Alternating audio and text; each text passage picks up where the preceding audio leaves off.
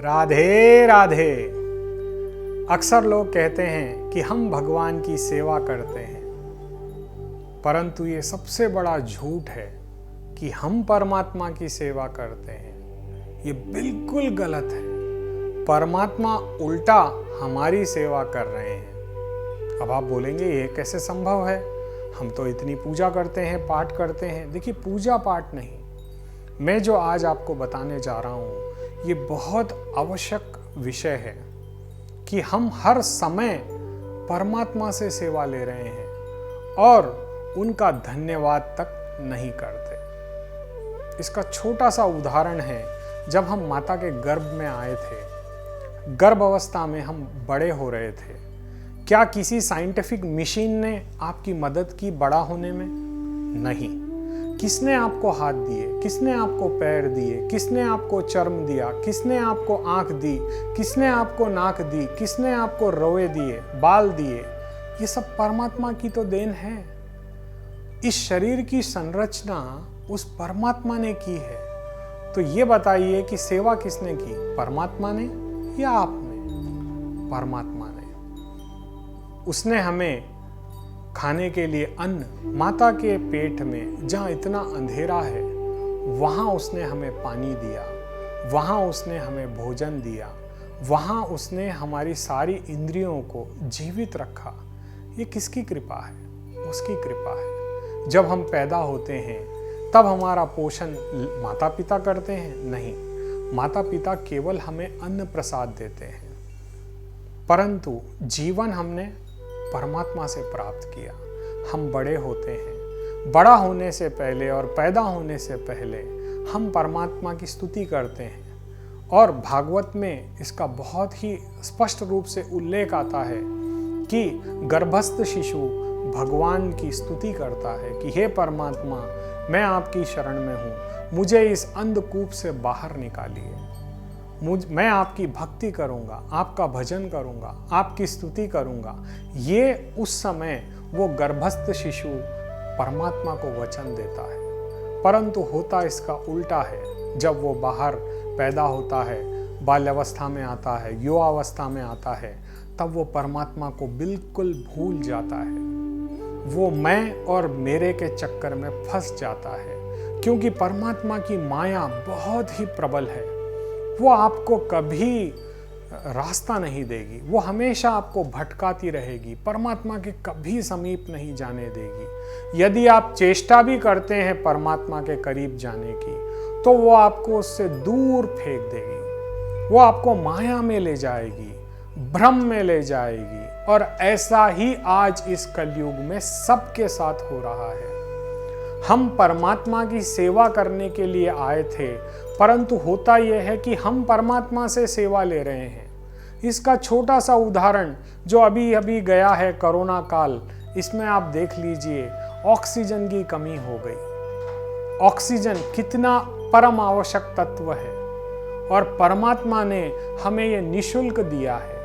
हमारी गवर्नमेंट काफी प्रयासों के बाद भी लोगों तक ऑक्सीजन नहीं पहुंचा पाई, परंतु वो गोविंद, परंतु वो परमात्मा हर किसी को ऑक्सीजन दे रहा है, वो भी निःशुल्क।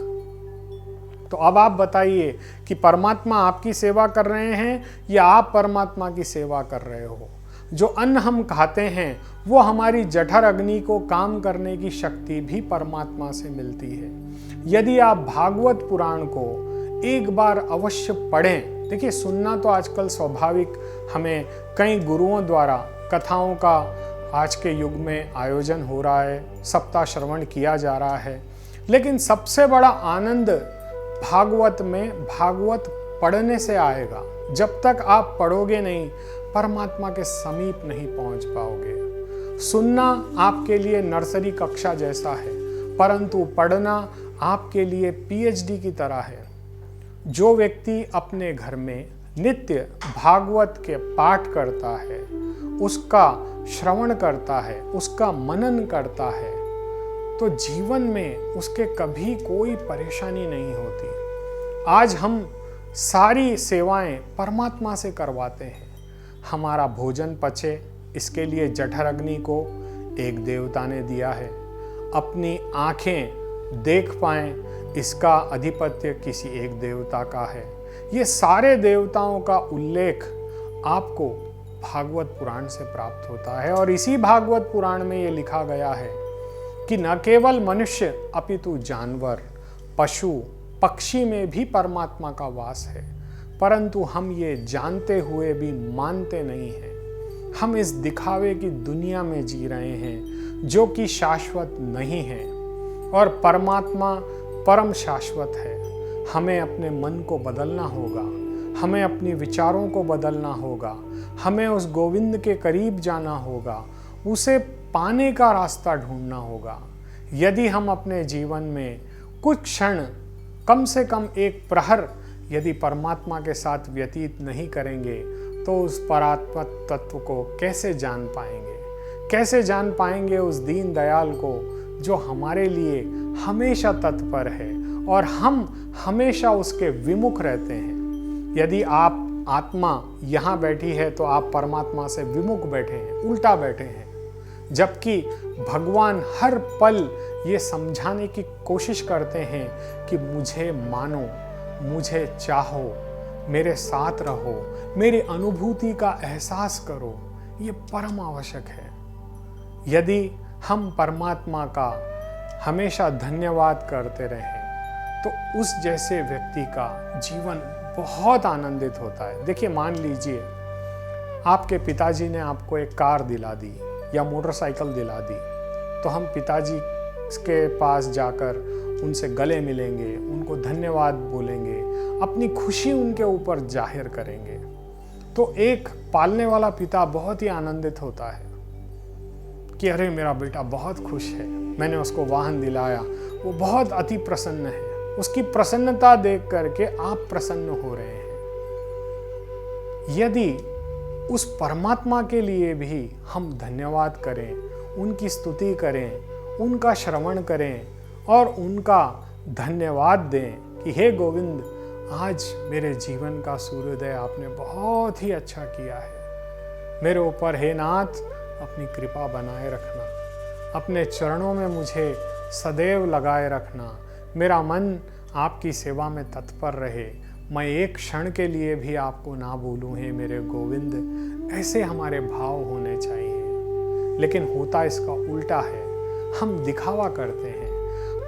आपके सामने किताब तो होती है लेकिन मन में भाव नहीं होते। आपका मस्तिष्क कारोबार में रहता है, आपका मस्तिष्क किसी और चीज़ को प्राप्त करने में लगा रहता है, बड़ी बड़ी प्लानिंगां करते हैं, परंतु ये भूल जाते हैं कि हमारा ये जीवन क्षण भंगुर है। कब हमारी इस सांस समाप्त हो जाएगी ये हमें नहीं पता। बहुत अच्छा काल आया था कोरोना।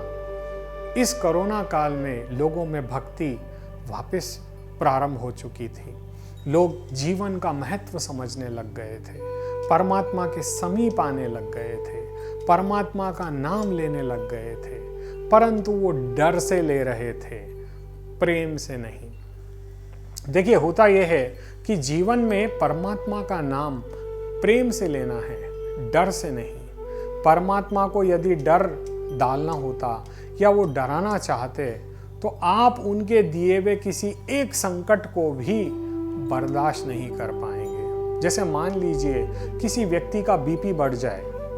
देखिए, बीपी भले ही आप कितनी भी कैप्सूल डॉक्टर खिला दे, कितने भी इंजेक्शन लगा दे, कई बार ऐसे होता है कि हॉस्पिटल में व्यक्ति एडमिट होता है परंतु उसका बीपी स्टेबल नहीं होता।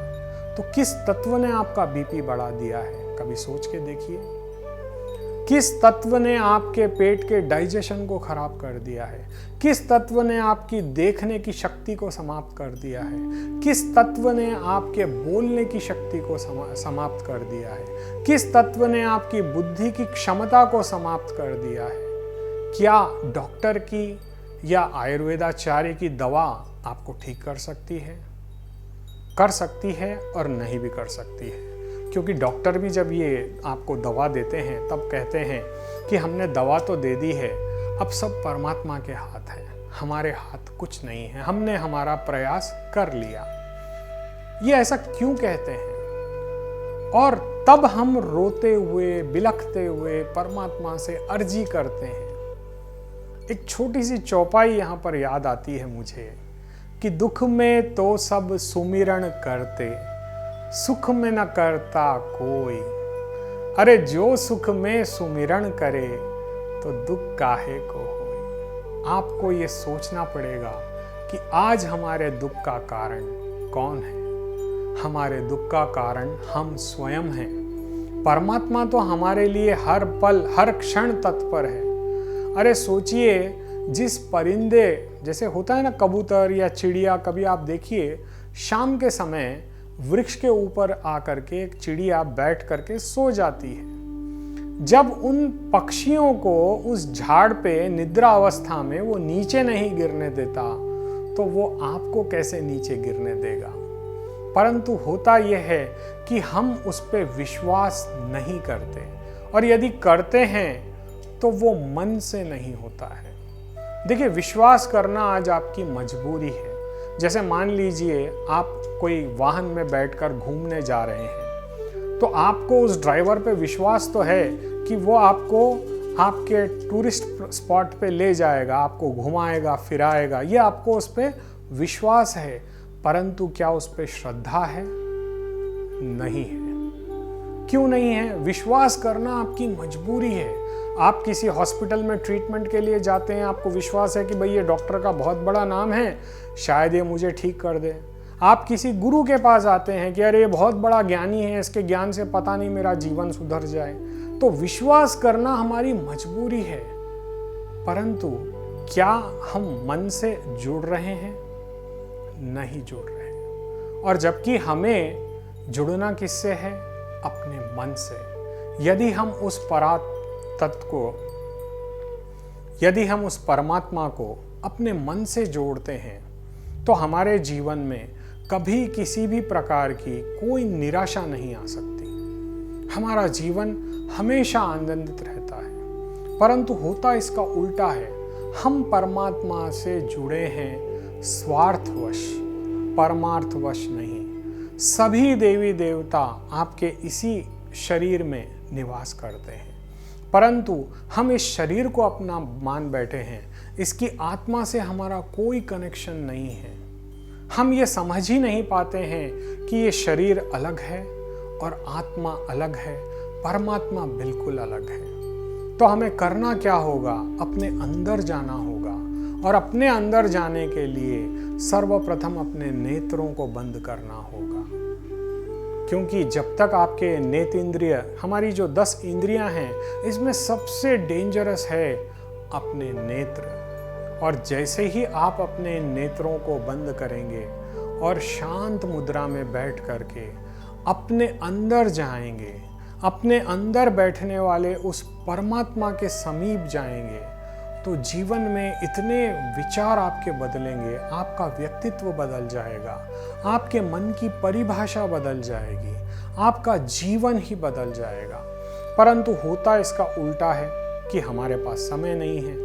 अरे समय तो हमारे पास हर पल है, परंतु हम परमात्मा के समीप जाने की जगह व्यापार में, जॉब में, बिजनेस में, इसकी और उसकी चिंता में अपने आप को समर्पित करते हैं। यदि हम अपने मन को परमात्मा में समर्पित करते हुए यदि कोई भी कार्य करते हैं तो जीवन में फिर कभी हमारे कोई निराशा नहीं आ सकती। हमारा जीवन हमेशा पावरफुल और सक्सेसफुल रहता है, पर हम ऐसा करते नहीं हैं। तो आज से ये एक संकल्प अपने मन में लाइए कि हमें परमात्मा की सेवा में अपने मन को समर्पित करना है।